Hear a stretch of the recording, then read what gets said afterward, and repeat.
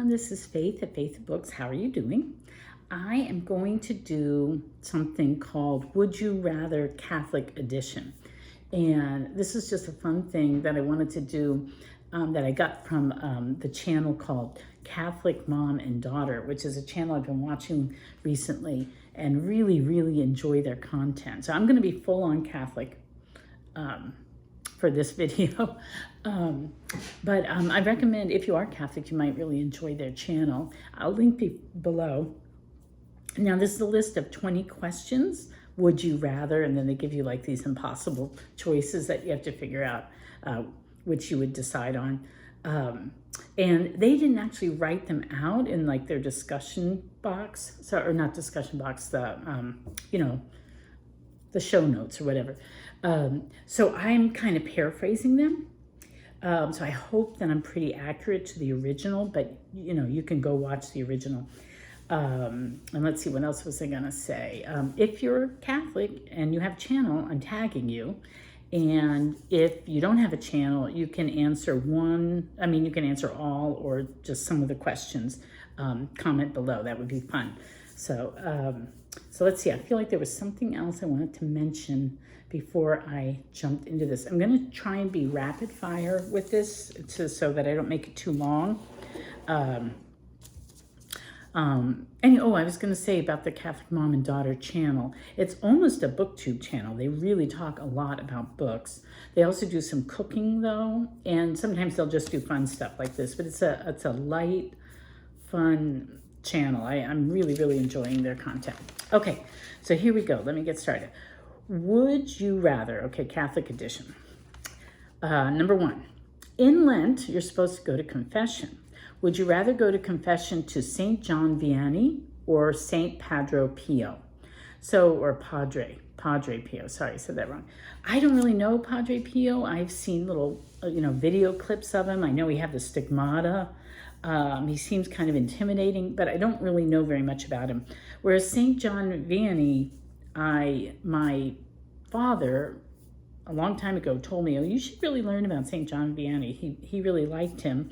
And I never did, and my father passed away, and then years later, I finally read this book, The Cure of Ars, The Priest Who Outtalked the Devil, by Milton Lomask, I think he was a priest. This is from the Vision series of books that are written for like elementary children. But I really enjoyed learning about St. John Vianney. I should have learned about him a lot sooner. He was amazing. He was this humble priest, kind of from the peasant class. This was after the French Revolution, and it had really taken a toll on the church. And he had trouble getting ordained because he wasn't a very good scholar. But it turned out that he had this incredible gift for hearing confessions and being a good confessor. And he could tell if you hadn't made a full confession, because you're supposed to confess all your sins. You can't hide them back. And people would line up like around the church and wait all day for him to hear their confession. They'd come from all around. This was just word of mouth. And so he would have to spend he had to like not do his regular other duties, and he would spend all day in the confessional hearing people's confessions. So you can see the line there. So yeah, so I think that I would rather go to St. John Vianney. All right, 2. Okay, after you said you've confessed, you get a penance, right? Would you rather have your penance be no sweets for 3 days, or having to pray the whole Stations of the Cross before you leave the church? So I do sugar fast regularly. Like right now for Lent, I'm doing a sugar fast. I've done it for Advent. I've done it when it wasn't tied to the liturgical year. So that's something that's a discipline I impose on myself pretty regularly because I have an out of control sweet tooth. And so I just have to put the brakes on it by fasting for a significant amount of time. So that's something I do myself, so I don't think that would especially speak to me as a penance. But praying the whole Stations of the Cross, especially in Lent, which is typically Catholics pray the Stations of the Cross every Friday in Lent, that to me would be a really meaningful thing. So I'm going with praying the whole Stations of the Cross. Okay, 3. If you could go back in time to the original Good Friday, Would you rather spend the day with Simon of Cyrene or Joseph of Arimathea? So Joseph of Arimathea was the one who gave Jesus his tomb. So Jesus was buried in Joseph of Arimathea's tomb. I believe he was a Pharisee, like a wealthy Pharisee or something, who was secretly following Jesus. And then Simon of Cyrene just happened to be there in Jerusalem when they were crucifying him, and they roped him in to help Jesus carry the cross. I think I'd rather be with Simon of Cyrene, because then I'd actually be participating in Jesus's passion. And also, it seems like it was a real conversion experience. And at Catholic Mom and Daughter, they said that two of Simon of Cyrene's sons were they mentioned in Acts, or somehow it was a conversion experience for him and I guess his whole family. So I think that I'd rather spend the day with Simon of Cyrene and see the actual passion and how it affected him. I think that would be really meaningful. Okay, 4. We have to fast during Lent. Would you rather give up the internet or texting? So I actually have given up a lot of social media. I've really restricted it. Like, I'm not going on social media on Wednesdays and Fridays, and I'm really restricting it during the rest of the week. So I'm already doing that. So I guess that's what I would rather do. Texting to me is communicating. Like, that's how I talk to my husband a lot, and my kids and people from church. And so it would be sort of like giving up people, for Lent. And I don't want to do that. So the internet. Okay, number 5. Okay, would you rather spend 40 days in jail with St. Paul or 40 days in exile with St. John? So St. John knew Jesus, he was the beloved. So that would be very cool to be with him. And also, he was in exile on the island of Patmos, so it's probably a beautiful Greek island. So that is very, very attractive. This is a tough one. This one is tough. However, I spent last year really getting to know St. Paul. I read N.T. Wright's biography of Paul, and then I read all the letters of Paul. And so I really fell in love with Paul. So I think I'd rather spend 40 days in jail with St. Paul. Now, as they point out in the Catholic Mom and Daughter edition of this, and I think this originated with them. I don't know where they got it. I think they originated it. But jail was really house arrest, so he wasn't in an actual jail. I think it would be really cool to, I would write his letters for him. What do you call this? His manuensis or whatever. I would run errands for him, and I'd love to just sit at his feet and hear him talk. So yeah, I would rather. It's a tough one. This is a very tough one, but I think I'm going to go with St. Paul. Okay, number 6.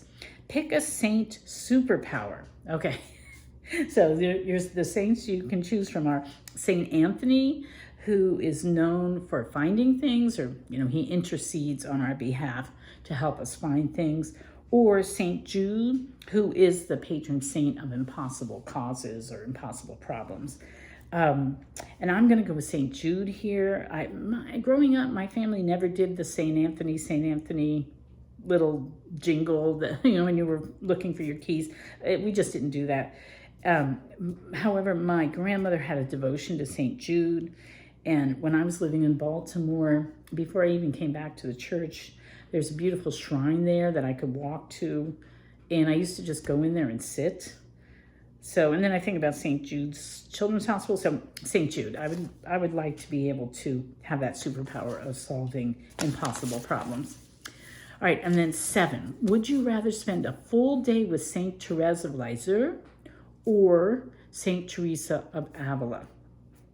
This is funny because I once went on a full day retreat, which was about both of these women and their spirituality. They're both doctors of the church. But I think I'm going to go with St. Theresa of Avila. She was my mother's favorite saint, and I've actually been to Avila. I've actually seen her relics. I've been in a museum about her.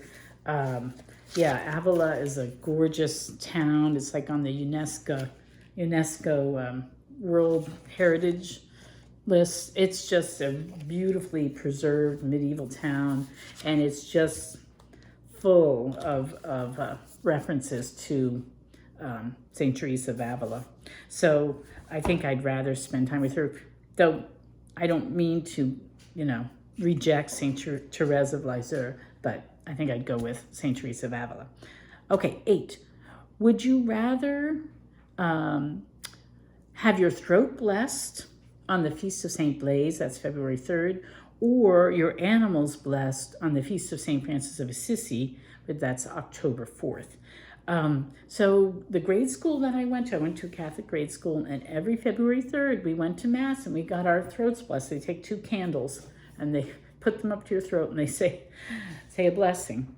And it wasn't always efficacious. And so a lot of times as a child, I would think, wait, we got our throats blessed. How come I have a sore throat? So I have kind of a sore throat right now. So if I make it to heaven, I'm going to talk to St. Blaise and ask him why he ignored us. But so for me, that isn't as appealing as the blessing of the animals on the Feast of St. Francis of Assisi. And my parish, about 7 years ago or something, started doing that. And that was at the instigation of a ministry I'm involved in, which is the Care for Our Common Home ministry. So we have it's just a beautiful, simple ceremony, just recalling the gift of God's creation and then the blessing of the animals. And if you can't bring your animal with you, you can bring a photo, or sometimes people will just have their phone and they'll put up a picture of their pet or whatever, and then they'll hold it up during the blessing. So it's a very lovely little ceremony that really makes you appreciate God's gift of creation and how animals really bless our lives. Okay, 9.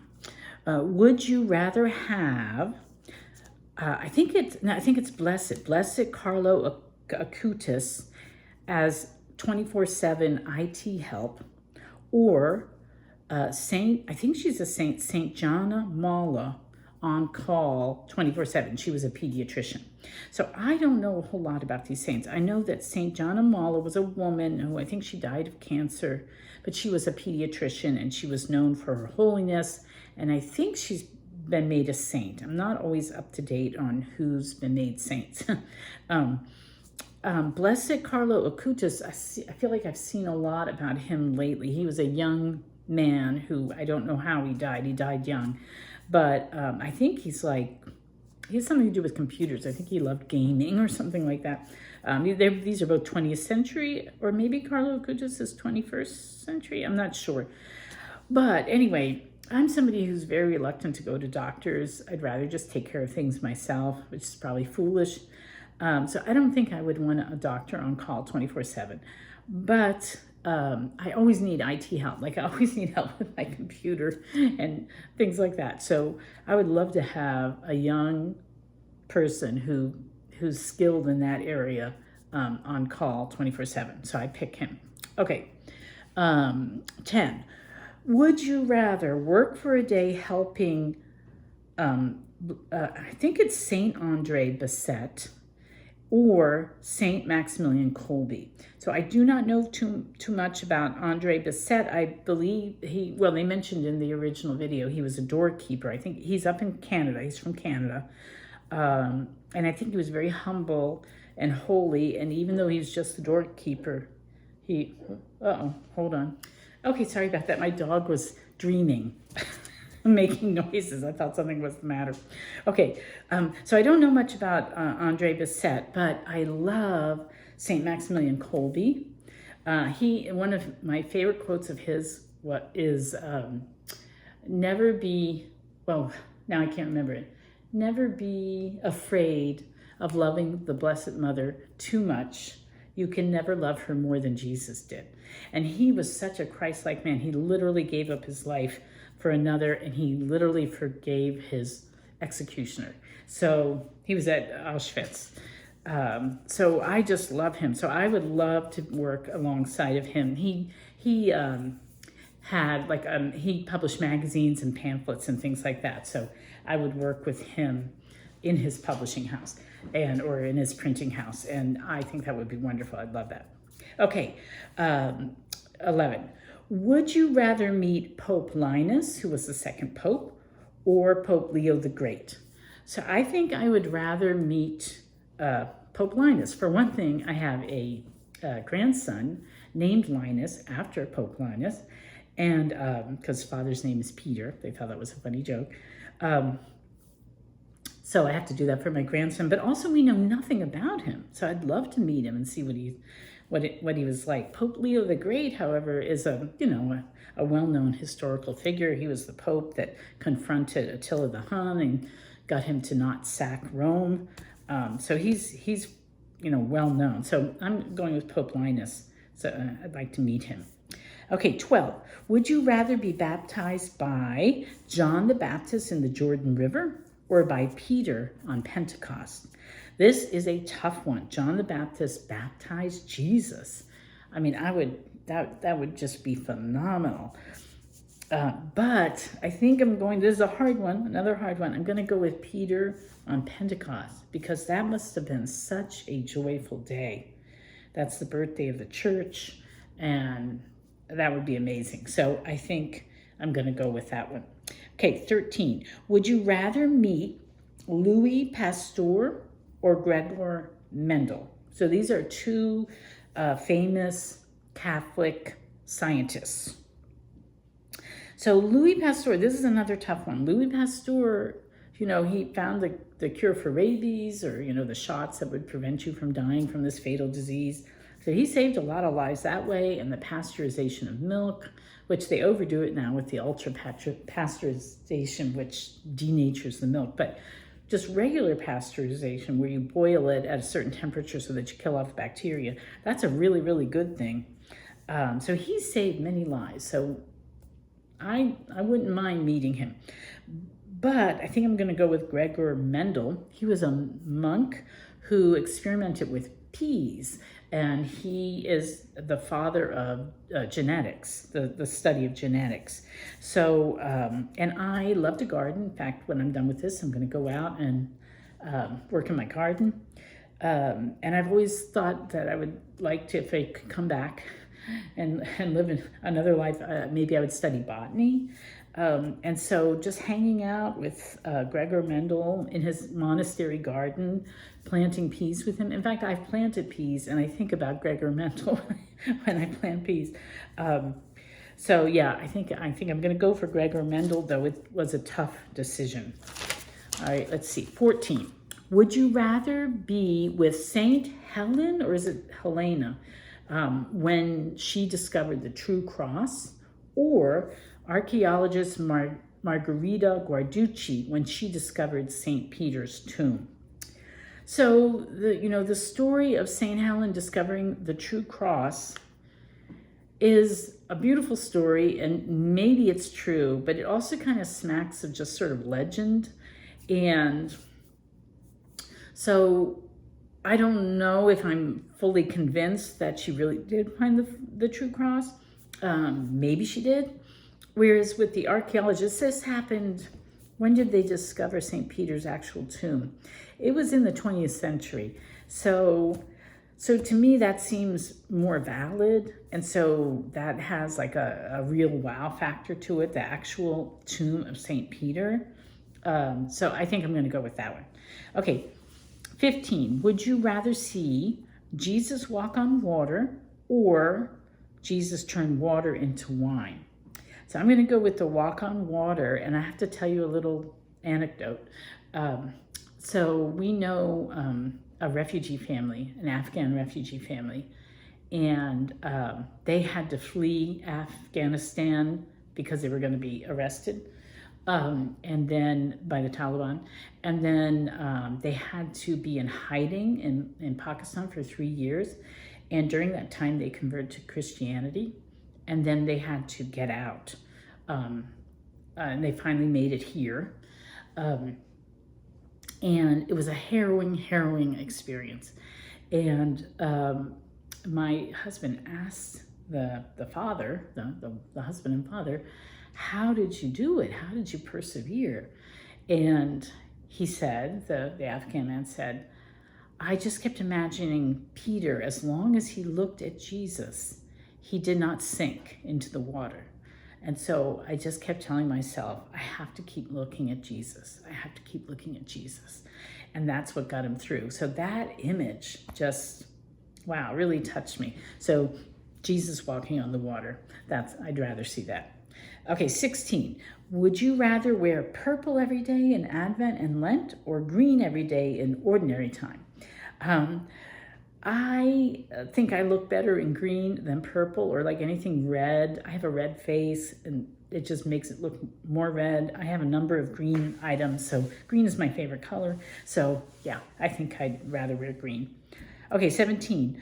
When you get to heaven, would you rather have a white horse like Jesus is riding in Revelation or a fiery chariot like Elijah? So I love horses. They're beautiful. They're fascinating. But the one time that I went horseback riding, I was absolutely terrified. So I don't think I'm a natural horsewoman. So I would rather go with the fiery chariot. I have been in buggies and on wagons that are pulled by horses, and I was okay with that. So I think I'd rather go with the fiery chariot like Elijah. Okay, 18. Would you rather teach catechism for a year, teach a catechism class for a year, or be in charge of vacation Bible school? So I did teach catechism off and on for about 7-8 years. And I found it depressing, and I finally quit because I would spend all this time trying to come up with really, fun things to do in class to really teach. And, maybe there would be 1 or 2 kids that actually practice the faith at home, but most of them, nothing. They didn't even go to Mass on Sunday. It was just, and I felt hypocritical, like I was just helping the parents be hypocrites. Why were they sending their children to this class? They treated it like a free babysitting service. I swear they did. They would just drop their kids off and go to Starbucks or shopping or something and then come back and pick up their kids and nothing. There was no living the faith in the home. And I just felt like it was depressing. It just felt too hypocritical to me. However, I enjoy helping out at Vacation Bible School. For one thing, it's just 1 week out of the year. You do have to do stuff like, get the information out and get volunteers, and you have to get the checks in and all that kind of stuff. But it's just 1 week out of the year, and the kids actually like it because you're doing lots of fun things. You can buy a curriculum where they have songs and all these ideas for activities, and the kids enjoy it, and they get to, eat lunch with their friends and run around the playground. So it's a lot more enjoyable, and it's only a week. So I'd much rather do a Vacation Bible School than catechism. Okay, almost done. Okay, last 2 questions. If you went back in time to Jesus's time, would you rather be a shepherd or a tax collector? So I cannot balance a checkbook to save my life. So I would be a terrible, terrible tax collector. Not only would I be hated by the Jews, but the Romans would think I was ripping them off or something. So that would be just that would be terrible. But I'd love to be a shepherd. I always dream of having a farm. I would love to raise sheep and be out on the hills and see all the stars. You get to see the angelic host. So yeah, I'd far rather be a shepherd. Okay, last question, 20. Would you rather have unlimited funds to buy Catholic books or a 1-day tour of the Vatican with the Pope of your choice? So I'm definitely going with the books. Now, I have been to the Vatican a couple of times. 1 day wouldn't be enough, right? And I don't know, the Pope that I would probably pick would be Pope Benedict, and he's old. It would kind of be awkward. So, yeah. So, I mean, he was old. He's passed now. So anyway, yeah, this is a BookTube channel. So definitely Catholic books. I would want unlimited funds to buy Catholic books, hands down. All right, so I hope you enjoyed this. It's a special Lenten video for you.